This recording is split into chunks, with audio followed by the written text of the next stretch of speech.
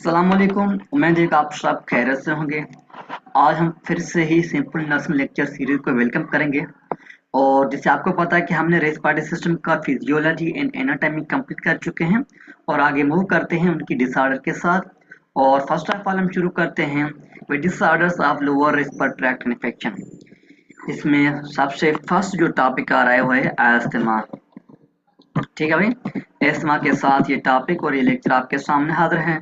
तो एस्थमा की जो पैथोफिजियोलॉजी कोर्स पढ़ते हैं, पैथोफिजियोलॉजी कुछ ये बता रहा है कि asthma is a chronic inflammatory disorder in the major pathways of the lungs. याद रखिएगा कि लंग के मेजर पाथवे जिसमें ब्रोंकाई और ब्रोंक्यूल आते हैं, उनके अंदर की ये क्रोनिक इन्फ्लामेशन है। इन्फ्लामेशन है लेकिन क्रोनिक है और रिवर्सेबल भी है। कभी आता है कभी चला जाता है, कम एंड गो वाली सीरीज है। याद रखिए it comes and goes with flare ups. Flare ups का मतलब ये है versions in the form of asthmatics that are reversible. मतलब ये है कि मुकम्मल इनकी ना ट्रीटमेंट देना मुकम्मल छूट जाता है, लेकिन कभी आता है तो कभी कभार खुद भी चला जाता है, मतलब कि विदाउट ट्रीटमेंट, लेकिन कभी ट्रीटमेंट की जरूरत पड़ती है।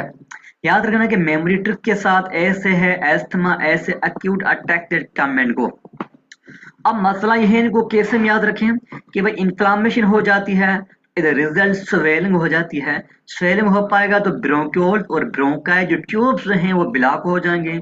इसी वजह से एयर की एंट्री नहीं हो पाएगी और कार्बन डाइऑक्साइड रिटेन हो पाएगा। ठीक है, जिसे कार्बन डाइऑक्साइड रिटेन होता जाएगा और ऑक्सीजन और बाहर से नहीं मिल सकती, तो इसी हवाले से यहाँ पे जो हाइपर रेस्पॉन्स नेट हो जाता है, मतलब कि जो बॉडी की है ना, बॉडी बिल्कुल हाइपर रेस्पॉन्स में आ जाएगा, मतलब ओवर रिएक्ट है, कोशिश करेगा उनको कंपनसेट करने की, लेकिन वो हाइपर रेस्पॉन्सनेस कभी कभार तो फेल हो जाता है, कभी कभार कामयाब हो जाता है। पेशेंट की जो अपनी कंपनसेशन जो एबिलिटी है वो खुद कोशिश कर रही होती है। तो मसला ये है, उनके अलावा म्यूकस मेम्ब्रेन के अंदर जो म्यूकस प्रोडक्शन होता जा रहा है, जैसे म्यूकस बढ़ती जाएगी तो फिर भी मतलब कि जो ब्रोंक्यूल्स हैं ब्रोंकाएं हैं उनके अंदर उनकी थिकनेस बढ़ती जाएगी और ट्यूब्स के अंदर जो कि ओपनिंग है वो बिल्कुल कम होती जाएगी।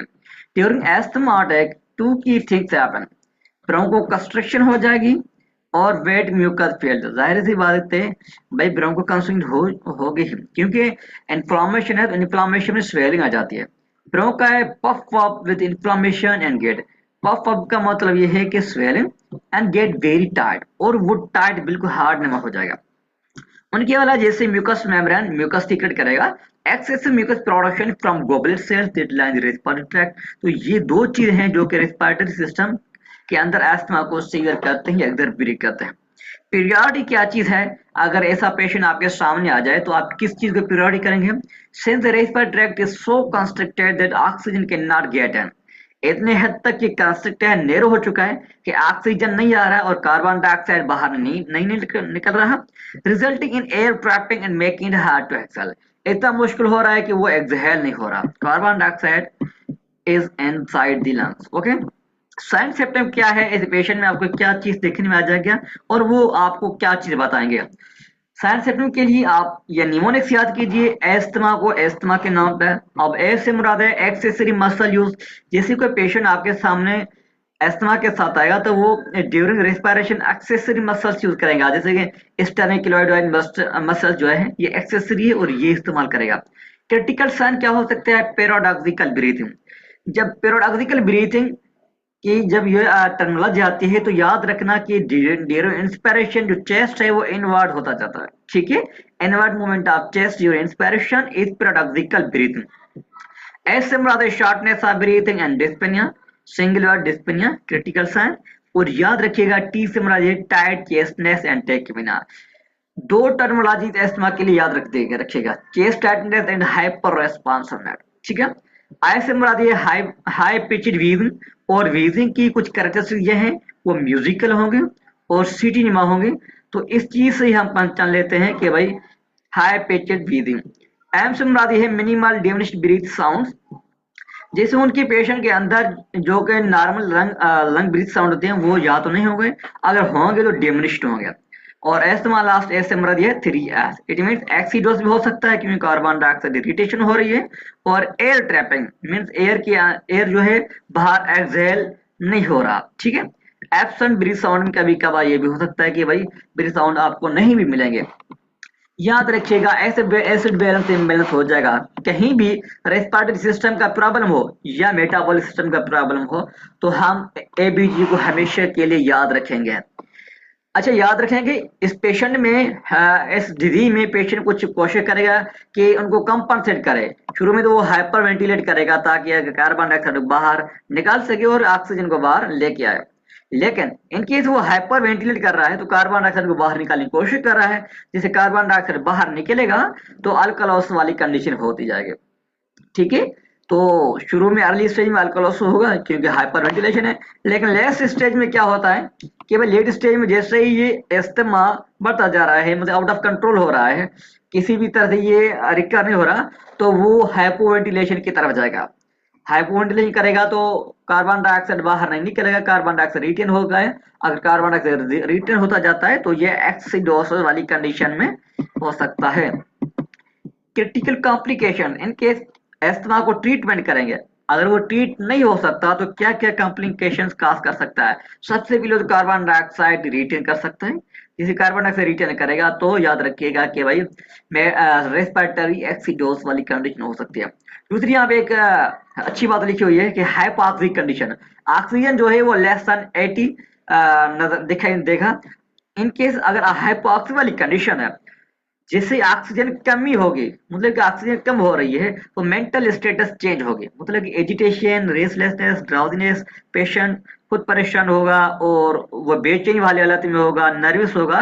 तो ये इनकी जो कि एक हाथमी जो साइन है that is hypoxic condition. Status asthmaticus का मतलब ये है कि जब वो एंड स्टेज एस्थमा में हो, मतलब सीरियस एस्थमा हो, तो हम ईटीडी करेंगे, इंट्यूबेशन, एंडोट्रेकियल ट्यूबेशन करेंगे। इनके अलावा इनका कोई भी मतलब कि बढ़ने के चांस नहीं है। की साइंस फॉर स्टेटस एस्थमेटिकस, याद रखना ये जो है ये कॉम्प्लिकेशन मतलब सीवियर फॉर्म ऑफ एस्थमा जिसका स्टेटस एस्थमेटिकस। तो ये क्या चीज है, देखिए कैसे देखने में आ जाएगा सीरियस एस्थमेटिक, जैसे पल्स पैराडॉक्सिकस। याद रखिए जहां पे पल्स पैराडॉक्सिकल आएगा तो इसका मतलब ये होगा कि सिस्टोलिक ब्लड प्रेशर लोअर हो रहा है, और कितने हद तक, मोर देन 10 मिलीमीटर हमारे को। याद रखिए सैंपल आप एग्जाम्पल ले लेकिन नॉर्मल जो है 80 से 80 बाई 120 है, तो 120 अगर सिस्टोलिक है ड्यूरिंग पल्सर पैराडॉक्सिकस हो सकता है 10 मिलीमीटर ऑफ मर्क्यूरी कम हो सकता है 20 मिलीमीटर ऑफ मर्क्यूरी कम हो, लेकिन मोर देन 10 कम होता नजर आएगा। एंड केस ब्लड प्रेशर कम हो रही है, इज रिजल्ट स्ट्रोक वॉल्यूम आपको कमी दिखाई देता। Decrease in systolic blood pressure, तो सिस्टोलिक स्विच हो जाएगा और pulse wave amplitude during inspiration. और ये जो ग्राफिकल है कि representation of the pulse paradoxus during inspiration आपको ये दिखा देगा मॉनिटर पे।